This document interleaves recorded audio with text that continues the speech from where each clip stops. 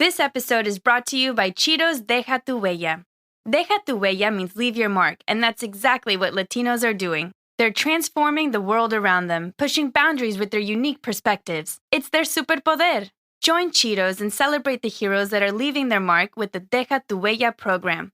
You can also celebrate by checking out the new podcast, Batman Unburied, presented by Cheetos Deja Tu Huella. Visit Batman Unburied on Spotify to learn more. This episode is brought to you by St. Jude Children's Research Hospital. Join St. Jude Children's Research Hospital in its life-saving mission, finding cures, saving children. Because kids with cancer deserve the chance to grow up. And since St. Jude shares the breakthroughs it makes, every child saved at St. Jude means doctors and scientists worldwide can use that knowledge to save thousands more children. To learn how you can give families hope, visit stjude.org/curingkids.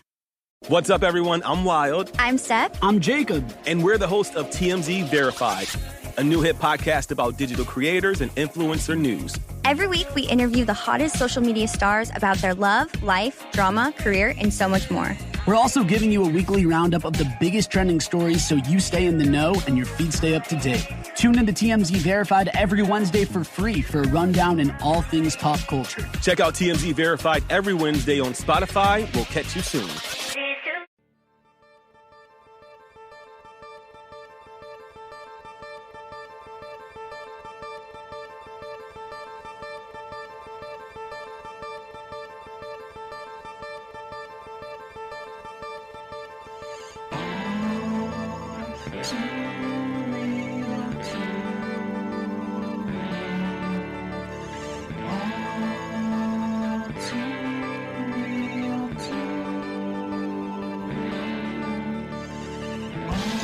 Okay, everybody, welcome to the latest episode of All Too Real 2.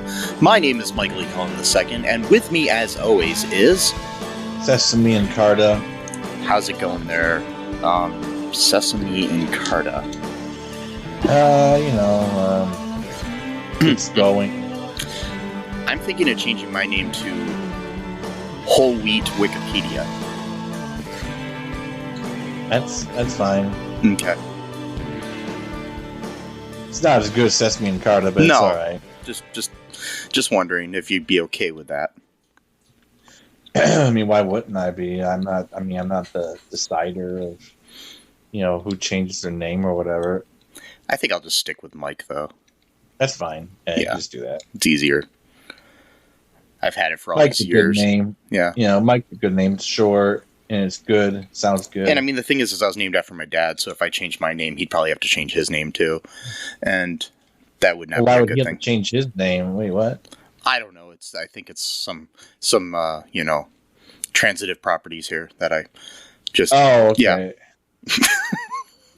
Kind of like how, like a sort of corporation type thing. Yeah. Okay. Yeah, that makes sense.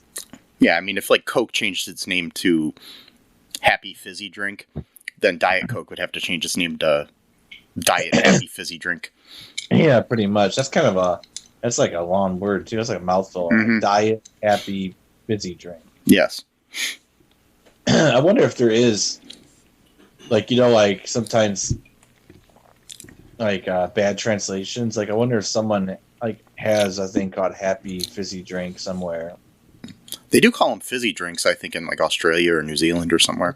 So that might actually work. If any of our listeners are out there listening, let us know what you call, what we call soda or pop over here in the States. Yeah. Mm-hmm. You should look that up. I wonder if there is a company called Happy Fizzy Drink. It actually sounds like that could be a real thing. Yes, it should be. Somewhere in the world.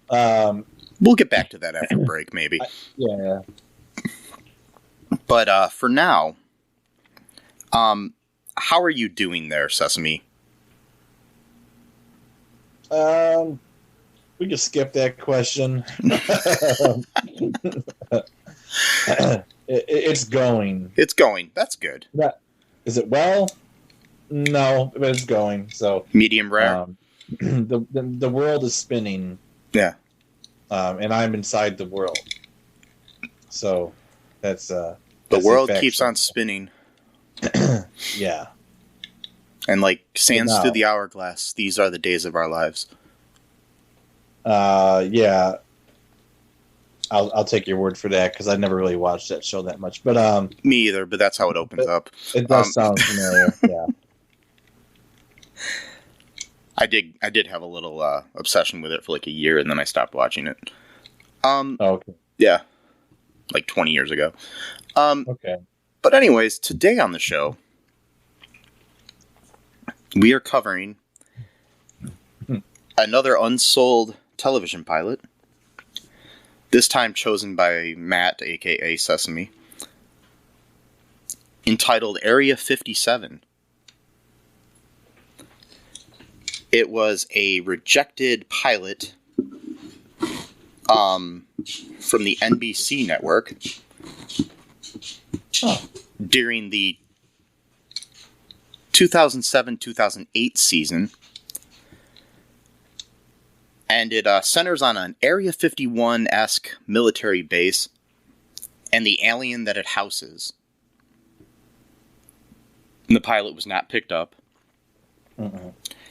Here's what the press release said about the show.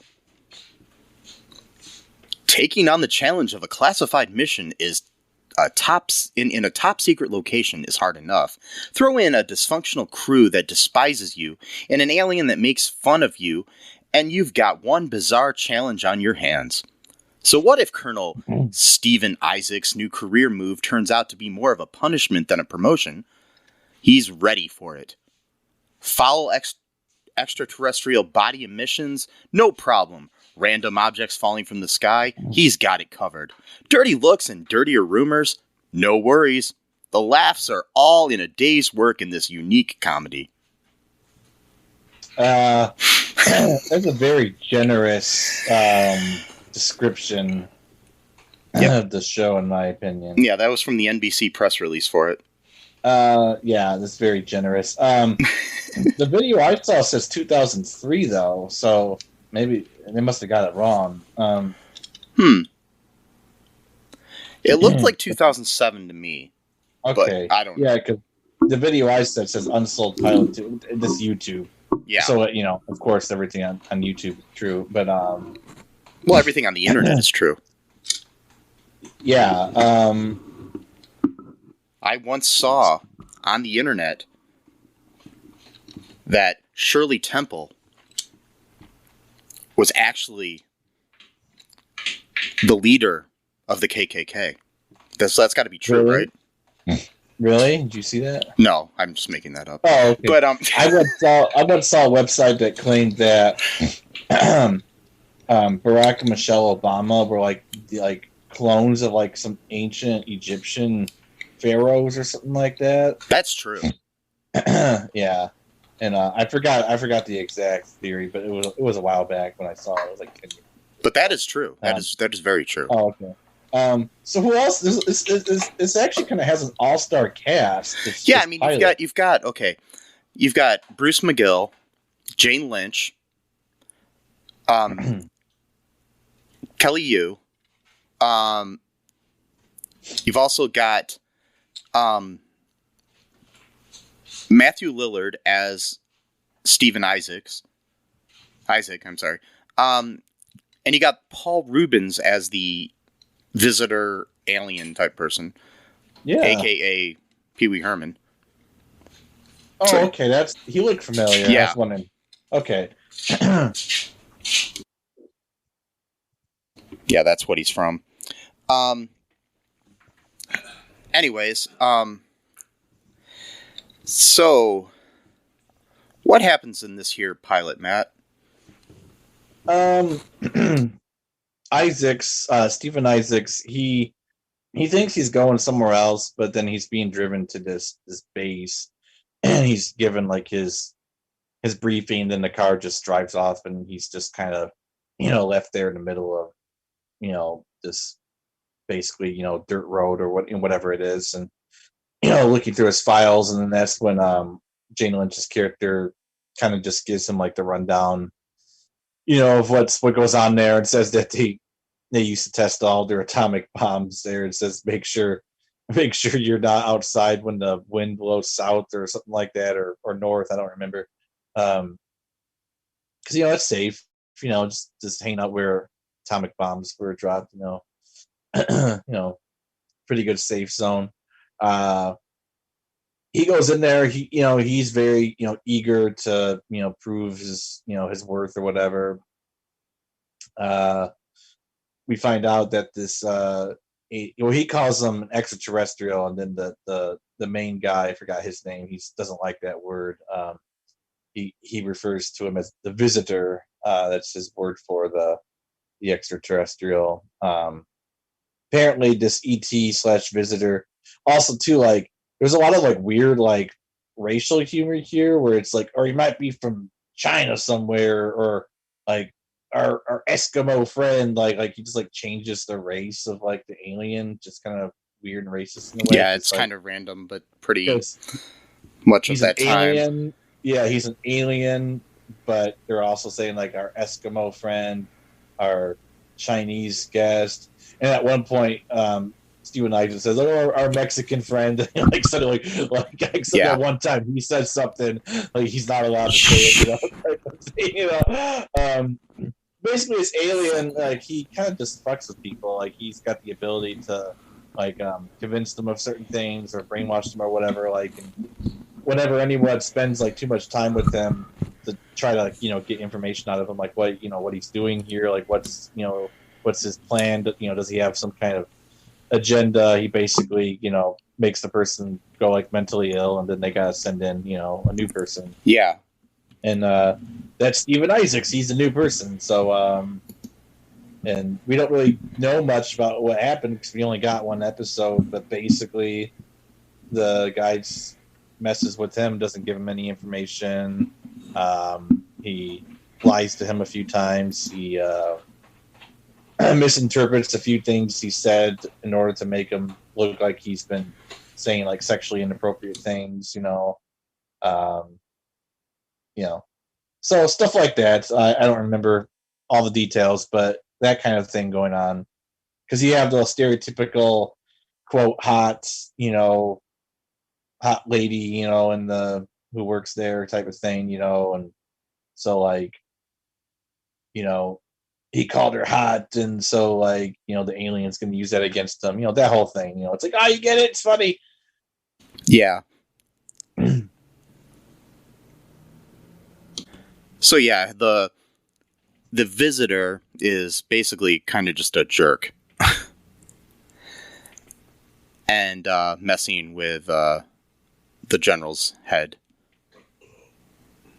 So yeah, Matthew Lillard's character, Steven's head, basically, making him think that they're friends for a second, so then he can let down his guard and say stuff like he thinks that Kelly Hu's character is hot, and then use that against him. And then says that he got a generous endowment, so then he's trying to imply that he was talking about... So then Jane Lynch's character comes in and thinks he's talking about his penis. Yeah, which is not what he meant at all. He's talking about studying, getting money to study, further his studies, whatever. I forgot to ask you before we started this, though. What did you think of this pilot? I didn't really like it that much. No, I thought it had potential, but I think it kind of sucked. Yeah, it's something I really wouldn't watch. No. Even back then, probably wouldn't watch it. I mean, it was kind of ahead of its time in certain ways, but also behind the times in other ways. Yeah. Oh wait, here's why this is okay. So earlier on Wikipedia, I was looking at things and they had it messed up where they had Kelly Hu's character. It might be fixed by the time people listen to this or whatever, but they had Kelly Hu's character listed as being played by Kelvin Yu, a completely different Asian actor, who is also in the thing as Private Sims. So, the kind of like brown nosing guy that was in there, that's Kelvin. Oh, okay. Kelly's the attractive person in the show. Not that Kelvin isn't attractive, he might be, but you know what I'm just saying. So it's just yeah, but they somehow had it messed up where Wikipedia has it screwed up that they're linking them as the same actor. And I'm like, okay. Well, since we're dealing with like space and the secrets of the universe, maybe they are the same person, but from like multiverse, and then one was pulled from the other, but they both live in the same world now, but they don't know that they're the same person. Or it's an extreme case of racism where they don't even notice the sex of the actor. Yeah, well, that could be it too. Yeah. You know? I mean, they think the alien might be Chinese for some reason. Even though he doesn't look remotely Asian, so I don't know. Well, then that's weird. That'd be like double racism, because either at the same time they can't tell Asians apart, and at the same time they don't know what an Asian person looks like. So it's like a double entendre, like, you know. Yeah. Like, what the heck? Oh, by the way, so at one point, this alien, apparently what he likes to eat is caviar and straight vodka by itself, and then he farts real bad, and they close all the doors, so then Steven has to be the only person who smells the fart, and then he like almost like throws up because of it. That's top-notch humor right there, my friend. Oh yeah, fart humor is totally. Mm-hmm. And then at one point, as of right now, I'm watching it with the sound turned off. He sees a spaceship and he touches it, and then he gets like this huge electric shock because of it. It's a spaceship that they have yet to. They find out later that they have yet to even be able to enter because they haven't found the door to it. Yeah, which is weird because it's not that big of a spaceship. It is interesting too, though, because the spaceship kind of reminds me of the spaceship from Flight of the Navigator, which also features Paul Reubens as an alien. So yeah, maybe that was like the voice of an alien. Yeah, so that could have been like a meta thing that they were going for back then, or whatever. Yeah. So yeah, he gets shocked by the spaceship. That they can't find the door on, and then he jokes. The main general jokes like, "Oh, we should probably put a sign up there to say that not to touch it." And it's like yeah, we should. And it's like that's supposed to be like another funny thing. Like, oh, you get it? They've been here for like 40 years, and they still haven't put a sign up. Get it? It's like a shoestring operation. Get it? Yeah. Nobody knows what they're doing here. Get it? I mean, the premise of the show isn't bad. It's just the humor is really bad. It's like, stupid. Yeah, it's well shot. It's very funny. Visually cool looking, but it's like, yeah. Like, there's too much going on that they're trying to throw in the first episode. This should have been drawn out by like 3 episodes or so. Yeah. Especially too how short the episode is, only like 20 minutes long. Yeah. And which is weird because most shows go at least like 22 minutes or what 20. Yeah, it's usually around 21, 22. But so this is really 30 seconds or a minute shorter than usual. And it could be because they didn't have any opening credits or anything, so that might have padded it out. And he's like sitting there playing chess all the time by himself, the alien. Yeah. And it's like, I guess that's supposed to symbolize that he's like playing chess, in his mind or whatever. Like, and it's weird for a show with with Jane Lynch and Kelly Hu and Bruce McGill and Matthew Lillard and Paul Reubens for it to like totally just kind of suck.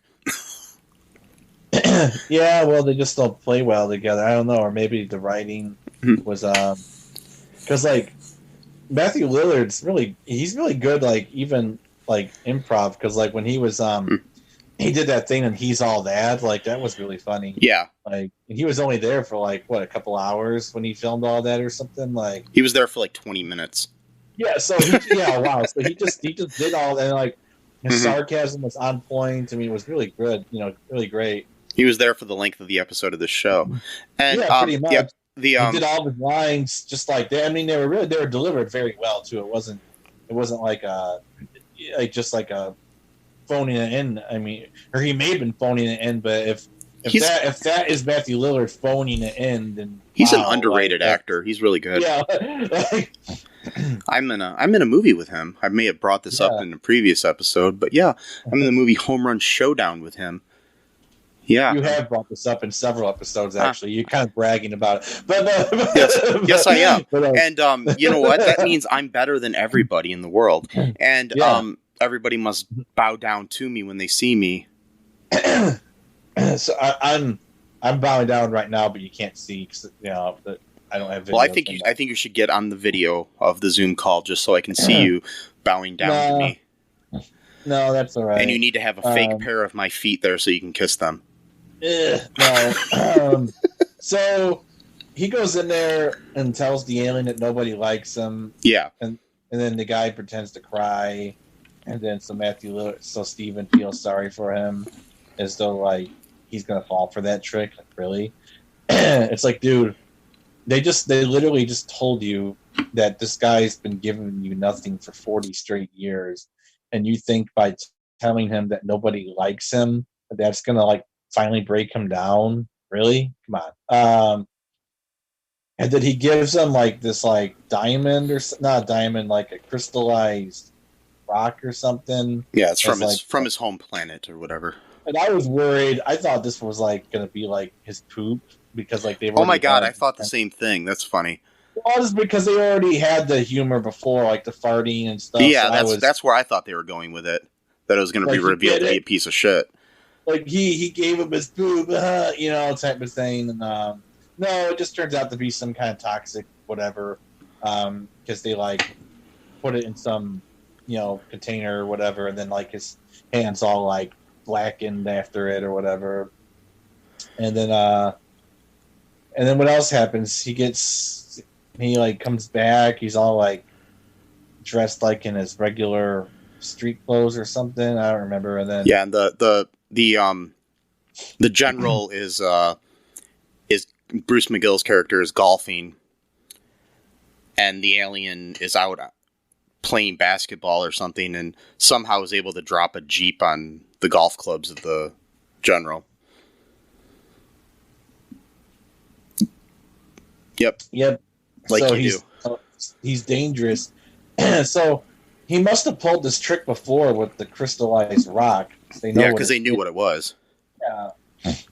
So I wonder who he played that on. Why don't they just kill him? I mean, at this point, it's been like 40 years. Like, and obviously he can die because apparently he did die, but spilling coffee on him somehow made him alive. Yeah, I mean, there's something to be said for diplomacy, but eventually, if your person you're trying to be diplomatic with is a complete asshole, right? Like this alien or Putin, you should just kill the asshole.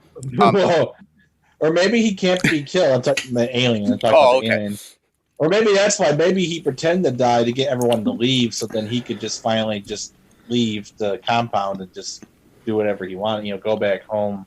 On spaceship or whatever, because maybe they imprisoned him. It kind of does actually look like that. So think about it. It kind of has the right to mess with them because technically he's like their prisoner. I mean, like, yeah, they give him his caviar and vodka and shit, but like technically Russian vodka, right? Oh, I'm joking. Well, it could have been Russia. This was 2007, so I don't know, probably. Man, you can make vodka pretty much on your own. Really. I know, I'm just joking. Actually, I think it's legal to... I actually looked this up a while back. I think it's actually legal to make your own vodka, like in bulk, but it has to only be like a certain amount of pounds or something like that for personal use. Interesting. There's certain regulations, I think, like of how potent it can be. I don't know. It's been a while since I looked it up because a few years ago I was looking for a hobby and I just thought, I don't know, would it be cool to make vodka? I don't know. You should have dove headfirst into that. Not the vodka itself, but to the making of vodka. And maybe today everybody would be buying Sesame and Carta vodka, and Oh, I like that sesame. And then it has a little thing on the cap that says "Open Sesame." Yes. Oh man, yeah, that would have been great. Oh, I think you should go with this, Matt. Anyways, do you want to take a quick break and we'll find we'll listen to our sponsors. Maybe one of them's a vodka company. I don't know. Yeah, sure. Okay, we'll be right back. No Outlet Live. Hey, I'm Jay Remy, host of No Outlet Live. If you're in a podcast that explore any and everything, check us out. We stream anywhere you listen or watch podcasts, or just type No Outlet Live, one word, in your Google search bar to find the show. Live Saturdays at 7 p.m. Eastern Time on Facebook. No Outlet Live, your road to boredom ends here. Do you like Tessa? Do you think this will be a date that can last? Well, she's not very articulate. And we are back. And so there is nothing called happy fizzy drinks. So I think that should be the new thing. Along with your vodka, you should also make sesame and carta happy fizzy drinks. Yeah. For all the kiddies. Or just anyone that likes, fizzy drinks, Why not specifically gear it towards kids and help them rot out their teeth? I don't know. I guess. Kids don't need teeth. No. That's terrible. No, of course they do. Oh, yeah, they do. Never mind. I'm sorry. So anyways,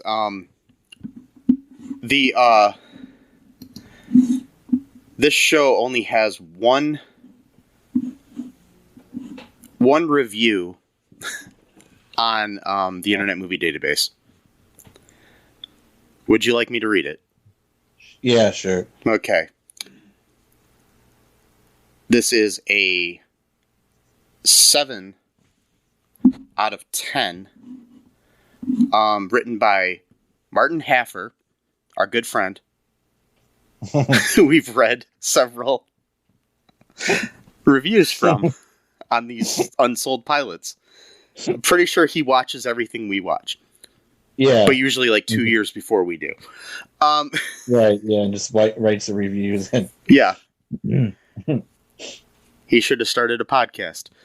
Yeah. If you're listening to this for any reason, Martin Haffer, you're welcome to come on the show and give us your review. Yeah. Or write us and let us know. It's mike@cullenpark.com. Okay, so there was some potential here, he says. Area 57 is a pilot for a rejected television series. It can be found on YouTube. It stars Matthew Lillard as Colonel Isaac, a man who has been selected for a very special mission. It seems that an alien was captured 40 years ago, and he's in Air Force custody. And Isaac is going to be working with his alien, Paul Reubens. The problem is that the more time Isaac spends with it, the more he comes to realize that the alien is a really annoying jerk. In some ways, this show is similar to Elf, but without a puppet, and with the alien being even more annoying. It might have been fun to see where this could have gone had the series been approved. Interesting and never dull. This is worth a look. So that's a 7 out of 10. He kind of liked it. Yeah. Yeah. More than we did. It was very of its time, though. It's my thoughts on it. What other thoughts do you have here on this, Matt? Anything? Not really. I mean, I don't know. Yeah, it is what it is. Huh? I said it is what it is. It's just like, yeah. I wouldn't recommend it. I wouldn't have watched it in 2007 or 2003, whatever. Yeah, it was. I'm thinking probably 2007 seems the more accurate year, just by the style of it. Yeah, this seems also right around the time where people were discovering Jane Lynch. Yeah, she was in a few things, before that, obviously, but she was at 40-Year-Old Virgin. She was in A Mighty Wind. Yeah. Those were all, 2003, 2005. Yeah. And, of course, Glee came out in 2008. So. Yeah, and then she was in The Rocker with. Yeah, that's right. With Rainn Wilson. Yes. Rainn Wilson, who, by the way, I just learned is going to be playing Dr. Demento in Weird, the Al Yankovic story. Oh, okay. Who's Dr. Demento? Dr. Demento was a DJ who would play like funny type songs and stuff like that throughout the country. He had like a syndicated show. Oh, okay. And he was basically Weird Al Yankovic's idol and basically discovered him. Gotcha. Yeah. Okay. And Weird Al is, of course, being played by Harry Potter himself, Daniel Radcliffe. That's hilarious that he's playing. Yes. I just think that's hilarious. It is. Yeah. D-Dot, yeah. So, I don't know why I just said that, but yes. But I actually can't wait for this movie to come out. So. Yeah, no. Anyways, any other final thoughts on anything in the world, Matt? I got a lot of thoughts, but I don't know if they're safe to say on air. But yes, I think besides just doing a generic, "Oh, war is bad, man. Peace, man." I think invading countries is terrible, no matter who does it. Yeah, I'm not saying, oh, one country does it, it's fine, the other country is bad. No. I'm very consistent about that. What if it's a single human being? What do you mean? Like if I just decided to invade Canada myself? I mean, you probably wouldn't win because it's just one person, but... you wouldn't stand behind me as my friend? No, I don't know if you invaded or tried to invade a sovereign country. But I would just say... try to, if you are interested in this, which a lot of people are, because frankly, I hate to say it, but it's true. Yeah.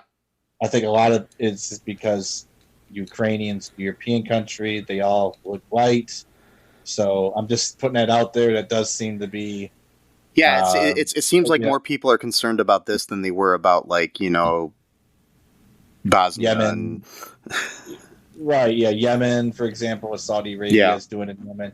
So, and again, I'm just saying it's a fact. I'm not going to say any more than that. It's just a fact. Yeah. You can do what you want with that fact, but it's still a fact, But anyway, but the fact that is a fact doesn't then take away from the fact that Ukrainians, are going through, a terrible hell, ordeal. So like multiple things can be true at the same time. I know a lot of people struggle with that because they've been taught to think in very binary terms about pretty much everything, not just international affairs, but just life in general. But my advice would just be try to go past that barrier of thinking that only one thing can be true. Like just like it is actually possible in this country for regular medicine to be inexpensive or free, as well as the COVID-19 vaccine. Not one or the other, but for some reason, I'm sorry. Anyway, so right. So so my thing would just pray for Ukraine if you're religious minded. Try to donate if you can, donate some money to the various different causes for like aid, for example. Try not to get wrapped up in propaganda, regardless of what side you're on. Yes, I'm definitely on the Ukrainian side for obvious reasons. Because I know for a fact that Vladimir Putin is a right-wing authoritarian leader, and unfortunately, there are a lot of people who claim to be on the left wing but are just obvious stupid morons who just buy whatever Russian propaganda they see, and automatically that makes them left wing. I'm like, no, it just means you're left wing, but yet you follow propaganda of a government that's even more right wing than the American government is, which makes you a complete moron. But okay, because the Russian state media is saying that the Ukrainians are Nazis, and so Putin is just taking out Nazis. Well, wait, but Ukraine's president's Jewish, so what? And then it's like, oh well, it's still Nazi, but it's led by a Jewish guy who supports the Nazis. Well, wait a minute. If Nazis, by the definition, hate Jews and they want to kill Jews, So why would they elect a person that they want to kill but haven't killed yet?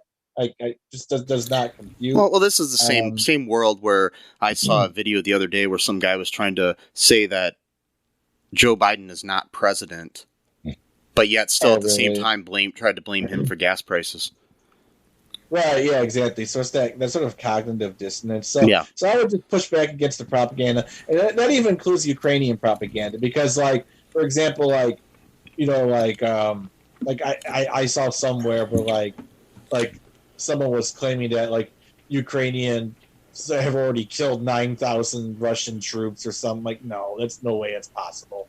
Like, you know, you know, so like, and then Russia will say, like, oh, well, they've only killed like 20 of us. So it's like, okay, obviously somewhere in the middle there. But not even that, but just obviously it's not. It's obvious sometimes, you know, propaganda, but no, like, definitely what's going on is an invasion that's unprovoked. Ukraine has done nothing against Russia whatsoever. You know, they're not, as Putin says, quote, denazifying Ukraine, which I've already said is nonsense, because not only is it nonsense because it's not true, but it's nonsense because Vladimir Putin for the past 15, maybe 20 years has been funding and supporting far-right and sometimes explicit Nazi groups throughout Europe. So by that own logic, he would need to invade the countries where he supports Nazis as well as Ukraine, which makes no sense at all. Also, there are Nazis in Russia, so that means Putin's got to turn around and invade his own country to, quote, denazify it? Like, how does that make any logical sense at all? It doesn't. Somebody needs to, like, you know, maybe the people that did Mr. Clean or something, they need to get working on a denazifier.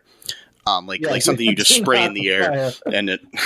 Like, part of the reason is that there's like a kernel of truth to all propaganda, right? So yes, there are Nazis in Ukraine, just as there are Nazis in every country. And there are Nazis that are in the military, just as there's Nazis in the American military. I mean, as long as it's not the people behind Bleach, because that's really too white in the end. Well, yeah.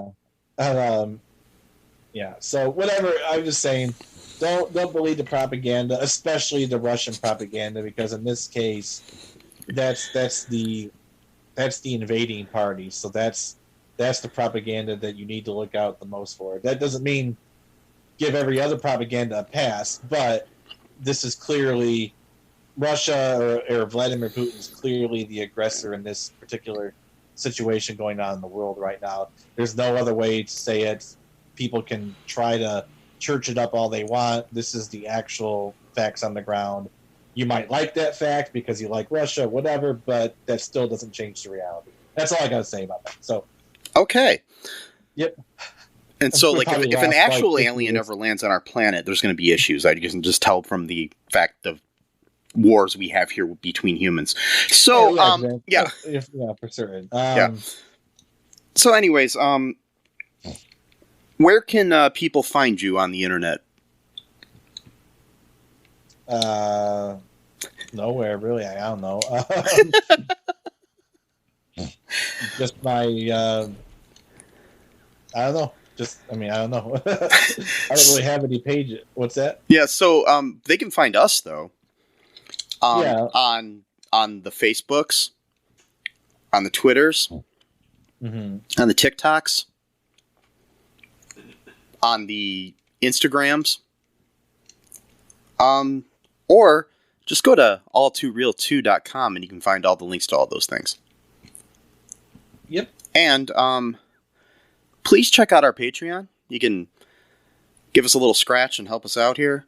Also, if you want a nice, cool All Too Real 2 t-shirt, go to our TeePublic. All that'll be linked in the show notes. Let us know what you thought of this episode, too. Send me a message at mike@cullenpark.com. Help out people where you can in the world. Be safe. Wear a mask if you have to still. Wear a condom. And until next time, From your good friends, Mike and Sesame, bye-bye. Thanks for listening to All Too Real 2 podcast, a Cullen Park production. Produced and edited by Michael E. Cullen II. Music by Matthew Hawes. Subscribe and share the show. Visit us at cullenpark.com.